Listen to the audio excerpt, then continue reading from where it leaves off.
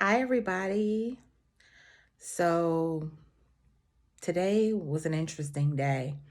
Um, I had a meeting and I shared something extremely personal, but I think it's extremely important for me to get this message out so that people really understand the impact um, of racism and anti-blackness in this country and how it affects us every single day. So I had a therapy session and I was sharing with my therapist that I'm interested in exploring my racial trauma.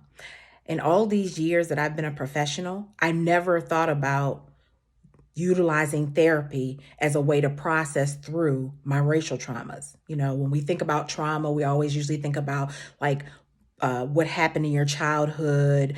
We talk about, sexual assault. We talk about, family separation, anxiety, abandonment. There are all kinds of issues that we often bring to our therapists pertaining to our healing. And so I never thought in 25 years that I would be having a conversation with a therapist about finding ways for me to cope with my racial trauma. And it was so deep because you know what she said to me? She said, she's more than willing to help me. And she said, but Meredith, I usually use the same type of therapy practices on my patients that deal with racial trauma that I do with first responders.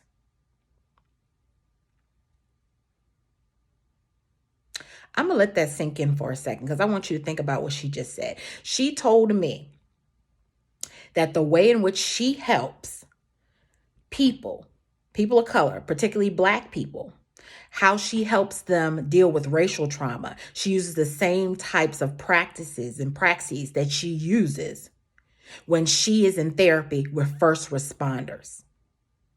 Do you have any idea what that did to my soul? That my very existence, my breathing, my everyday lived experience is now likened to that of a first responder. And I think it was a genius analogy. And I think that is the clearest way someone could articulate. Now, this is a white woman in Mississippi, okay? So let's just be clear.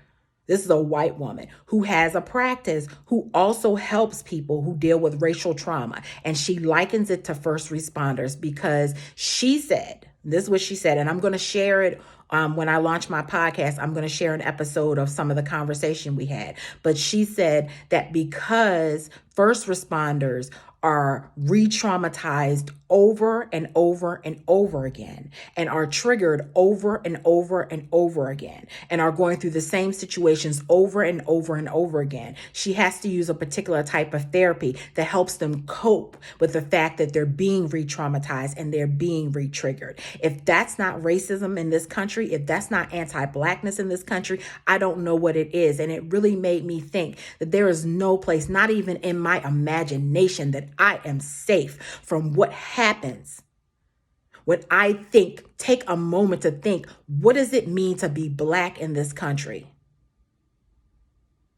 And in 1903, when Du Bois says the problem is the color line,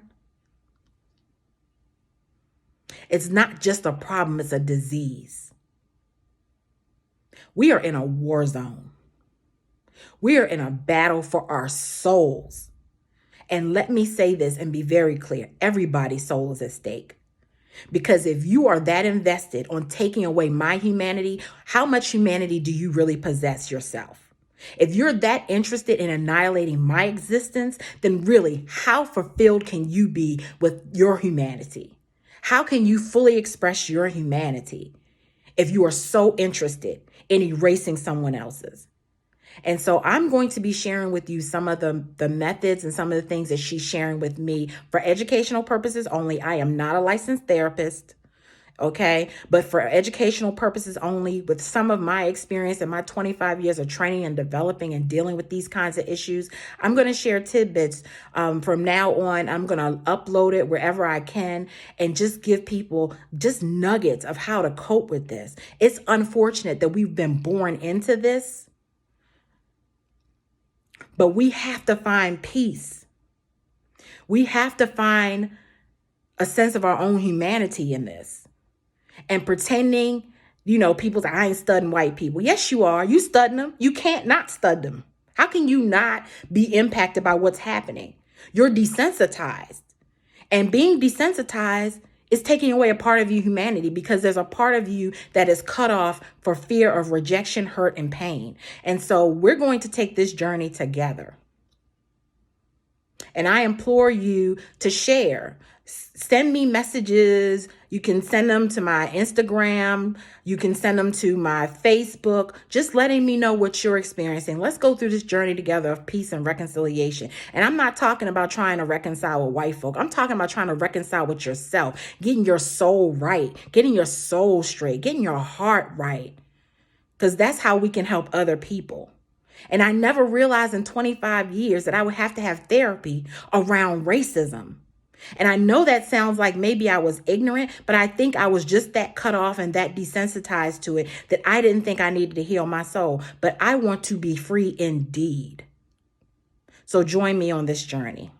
Peace and blessings.